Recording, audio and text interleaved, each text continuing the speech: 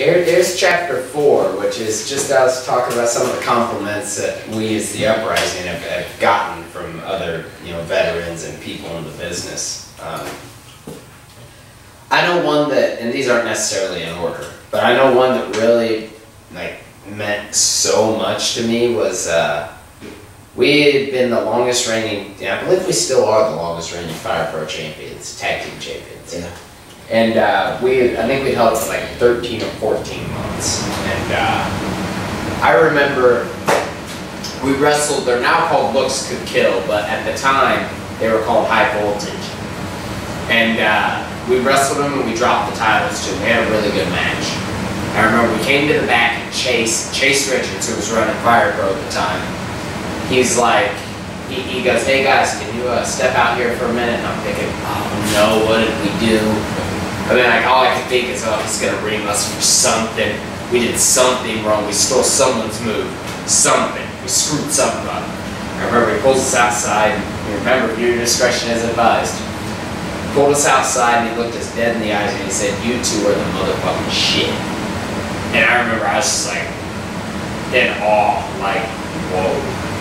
Chase Richards just put us on a pedestal.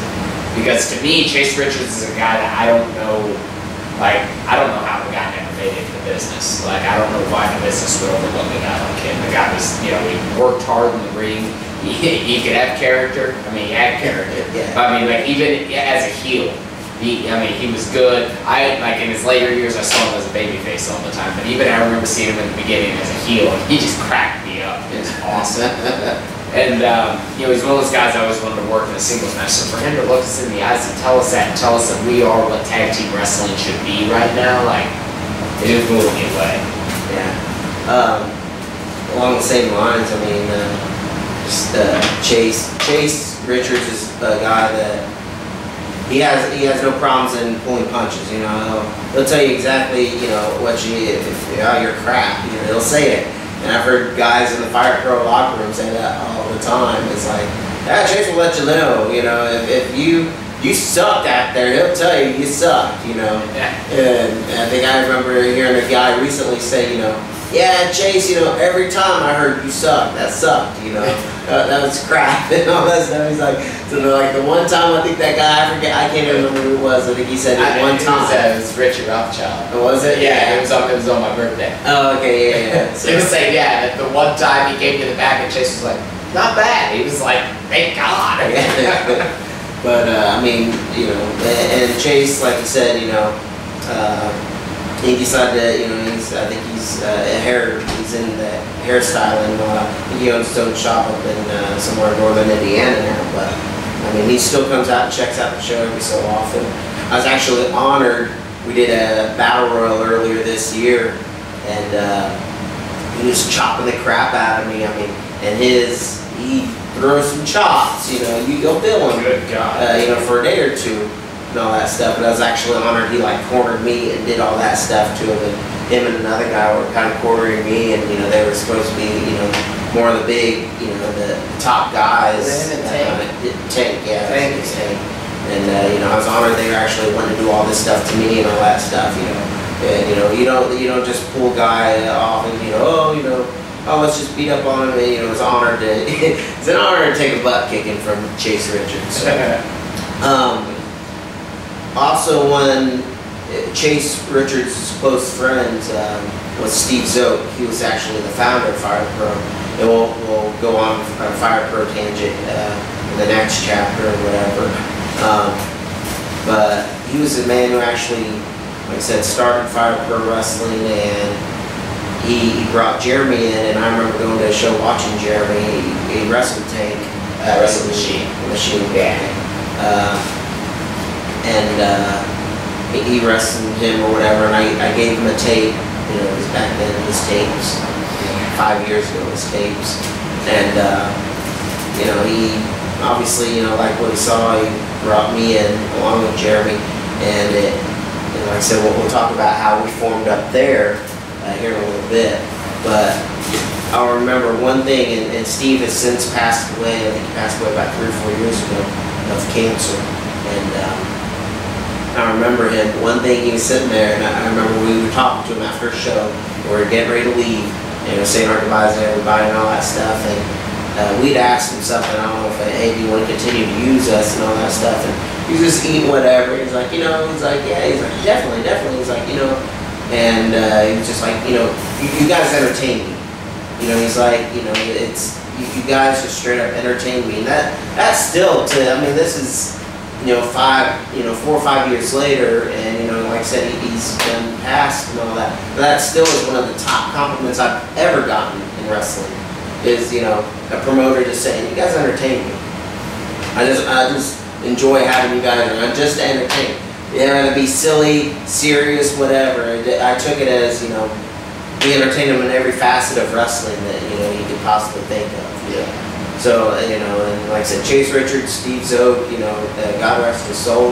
But I mean, they're just two guys that really, and I don't get to talk to, I don't talk to Chase a whole lot, but I definitely appreciate, just his, straightforwardness. And even if it was a bad match, let us know, And like I said, just, another one on my thing, I don't know if it affected Hadley as much. He had mentioned it earlier, was PT Hustler and Devon Fury, Simply Marvelous. They had said back in 2008, 2009 that they were reuniting to wrestle 3 teams. Some team, I think, out of Illinois. Irish Airborne, which was Dave and Jake and Chris, and then the Uprising. 3 teams in the region or whatever, because I think they traveled to Illinois. I don't know if they ever went to Ohio. Obviously here in Indiana. But just any team they could think of, that they really wanted to wrestle, they kept their eyes on, because they pay attention to tag team wrestling, and we were one of them. I always take that as a compliment that he mentioned us specifically. Those 3 teams, if we wrestle those 3, then we're done with Simply Marvelous. But he saw it as much as he also said and even back in the CWF NWA Indiana days, he was like those guys can do something. And I took that as a compliment that he thought that that I see something special in those guys. Charisma wise, they know how to get a crowd reaction and all that stuff. And they can go in the ring. Having to do all the little flippity stuff, I didn't do a little less, but he saw that we can go. So in my eyes, that was a big compliment. It was big to me. Like I said, I'm not a big fan of PT Hustler as a person. He's one of those people who he would suggest something, and if you were to say, it's not really me, he would take it personal. It's like, dude, you made a suggestion for me to be a Star Trek character. I don't watch it. I don't enjoy it. Why would I want to go do it? But at the end of the day, it was a huge compliment, because Devon was a guy I always wanted to wrestle. And a little tidbit, we finally did wrestle them on a Thanksgiving show for me, and I will never forget this. We had come up with this idea because Devon and PT didn't like to talk. So this was one of those matches where literally, I think it was more Devon didn't like to talk. So this was one of those matches where literally, we knew you were tapping out to the sharpshooter. That's all we knew. We knew nothing else. But we had decided, the Uprising, me, him, and Martin had decided that they would do a spot on the outside where you would shoot Devon and Martin would get the big boot. And I still remember this. I'm on the apron. I think we had drawn PT into the ring, so PT had the ref. Then you have Devon on the outside, and I hear you're shooting the ball, and you're like, take the boot. And I hear Devon go, outside? And he ended up taking the boot on the outside. But his sheer surprise of it was just like, take the boot. On the outside? And I could hear it playing, and I was about 15 feet away. Yeah, Devon, like I said, he's a consummate professional. He comes up and wrestles at Fire Pro occasionally. And, he's always, kind of cutting himself down and all that stuff in the back. Talking about, I just want to get to the food. That's all I'm here for. All that stuff. I love Devon with that. He always, I don't want to do this, brother, I don't want to do this. But he'll end up doing it, and like I said, it's just, really, really fun guy. And they were a really fun tandem to work that match. Yeah. I don't remember a ton about it, but I remember it was fun. That's all I remember, it was fun. And it was, something that, it was, well, let me put it in perspective to wrap it up, is that in 2005 and 2006 when we started, when we were training and we were doing security and all that stuff, Devon and PT would walk in and they would have the crowd from the moment. I mean, they would freaking start running their mouth to the fans and all that stuff and getting heat right out the gate. I mean, they still had their bags on them. They were still doing this stuff, you know. And they, you know, go off or whatever. They were the great tag team wrestling that Lafayette needed in 2005 and 2006. And here they saw that this is a team of 2008, 2009 that was basically what we were a few years ago when we were, you know, at the peak, you know, when tag team wrestling, you know, we were still working on tag team wrestling here in Lafayette. And it's almost like the old class versus the new class, you know, ramming head to head, you know, in a collision course. Yeah. And it just, you know, at the time, obviously they were face, we were heel, but I mean, it made perfect, you know. I think we worked that in our promo, was it's almost like work shoot. Yeah, which the only problem I had with the promo was we got great promos on them that night.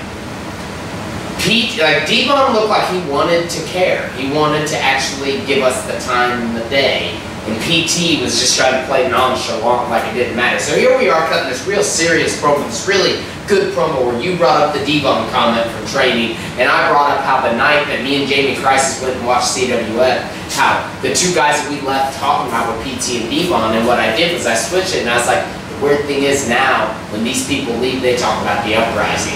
And I started going into this tangent and all this, and it angered me. It angered me that PT was just standing there like he didn't care. We're cutting this serious promo, one to add intensity to the match, and PT just didn't seem like he cared. But I do know that the promo did work because I remember after the match, the whole time we were I remember when we were going to the ring, or maybe I said in the promo or whatever, I'd said something about this is the house the Uprising built. This is the house we built. And I remember we lost, and I'm sitting on the outside, and one of the super fans gets up in my face and is like, this isn't the house that you two built, this is the house that PT and Devon built. That's all I needed. That means that they at least paid attention. And so, I mean, it just, the match itself, I don't really remember much about. I just remember it was, for what it was good, considering we knew nothing going into it. But I mean, overall, yeah, I loved working Devon. Was it amazing? Yes, it was. Tell you, yeah, I mean, like I said, when a tag team match, not just like WWE, two main eventers throwing, or four main eventers, you know, two on each team throwing a tag to wrap up a show. This was like two legitimate tag teams going head to head in the main event. You know, I don't think that had been done, you know, since back then. You know, the sudden impact Uprising thing. So, yeah. So, like I said, that's kind of a shout out to the guys who helped us, brought us along in the business. So we appreciate it. Thank you, guys.